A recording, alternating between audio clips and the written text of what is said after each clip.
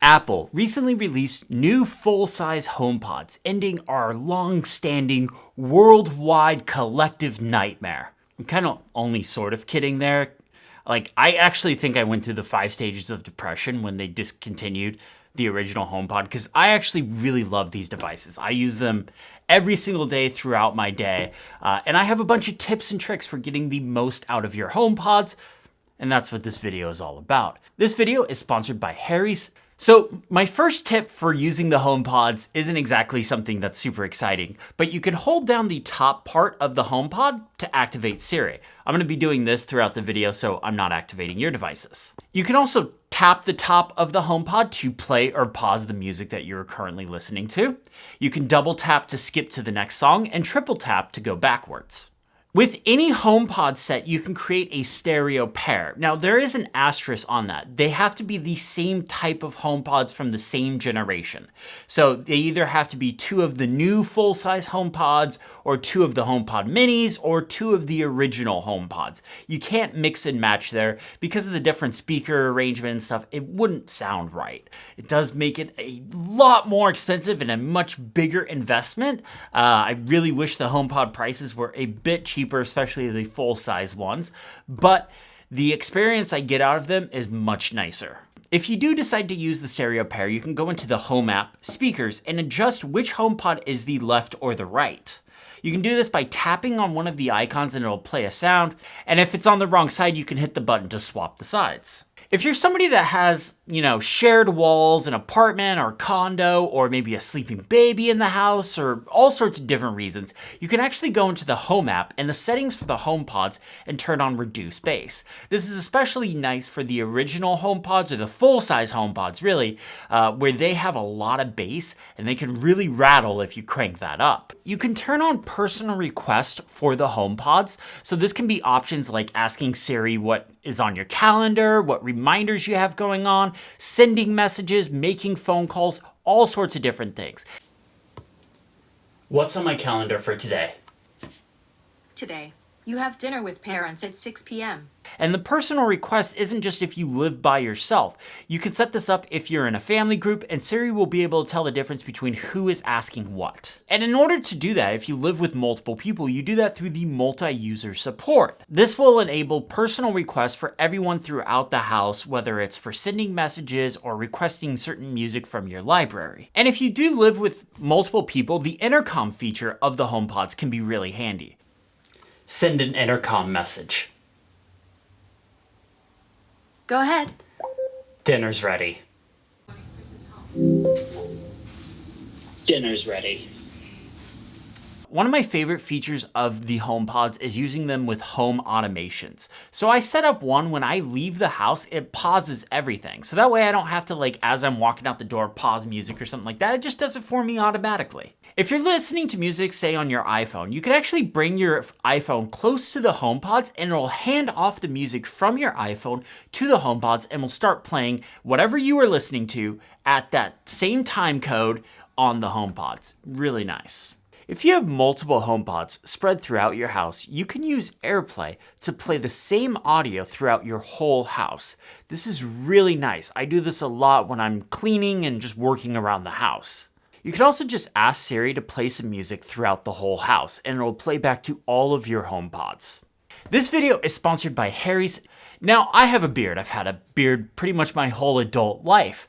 But I use a razor to keep the beard and my neck clean. And that's where Harry's razor comes in. Harry's has a starter package to, get started. This includes the razor and foaming shave gel, as well as a razor cover.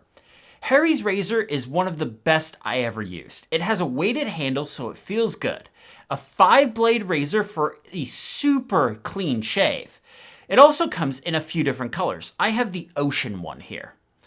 I've used this razor a few times and it's just as sharp as it was the first time I used it. Harry's foaming shave gel is mixed with aloe and it is extremely comfortable to use. This whole package is really nice. Now, normally it's $13, but if you go to harrys.com/CLolly, you can get the whole starter package for just $5. I'll put a link in the description below so you can go check it out. My thanks to Harry's for sponsoring this video. One of my favorite things to do, especially when I sleep or if I'm really focused in deep work, is just to have background sounds on. And that's actually built into the HomePods. You can just ask Siri to play background sounds like ocean, rain, or stream.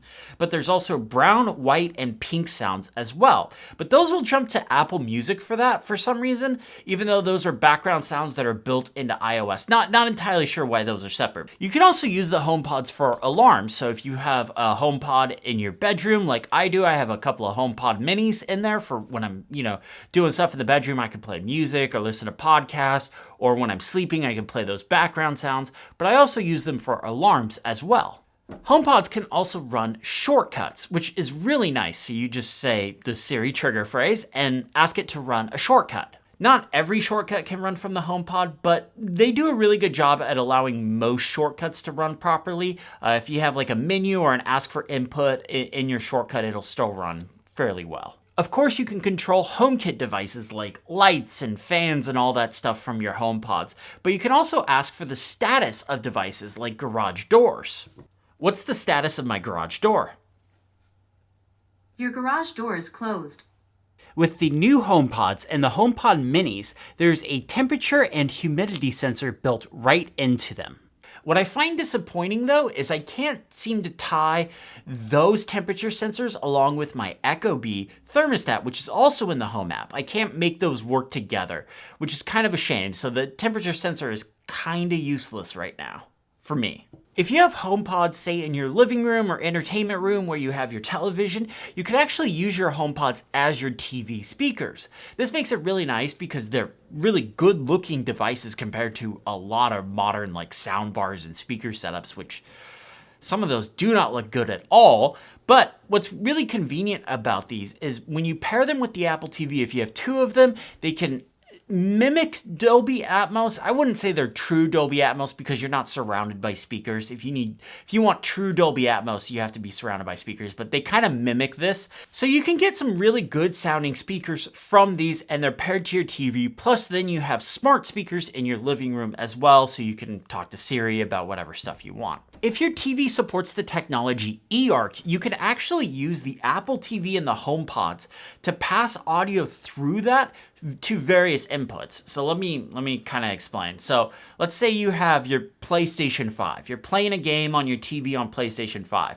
You can actually use your HomePods through the Apple TV if your TV supports eARC to get audio from your PlayStation 5.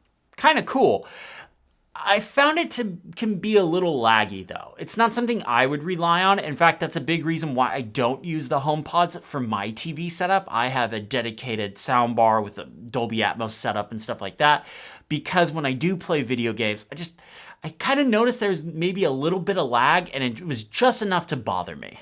You can also use the HomePods, and the HomePods don't need to be paired with the Apple TV for this to work with your Apple TV. So you can ask it to turn on your TV, to play and pause, to open specific things, to start a specific movie or television show.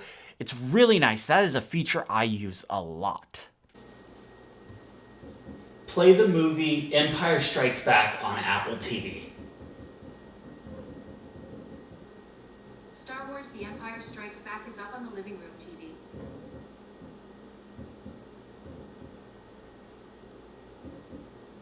With the HomePod, you can actually set multiple timers up, something the iPhone still can't do. To do this, you just start a timer like you normally would, but I like to label the timers. So I go, start a 5-minute timer for pizza. 5 minutes, starting now. Then, start a 3-minute timer for popcorn. 3-minute popcorn timer, starting now. What are my timers? I found 2 timers. A popcorn timer with 2 minutes and 52 seconds remaining, and a 5-minute timer with 4 minutes and 42 seconds to go. Pretty handy when you're in the kitchen. So that's it for this video. Thank you so much for watching. Those are all my tips for using the HomePods. If you have some tips for using the HomePods, let me know in the comments below. If you liked it, hit the thumbs up button, subscribe if you haven't already, and have a great day.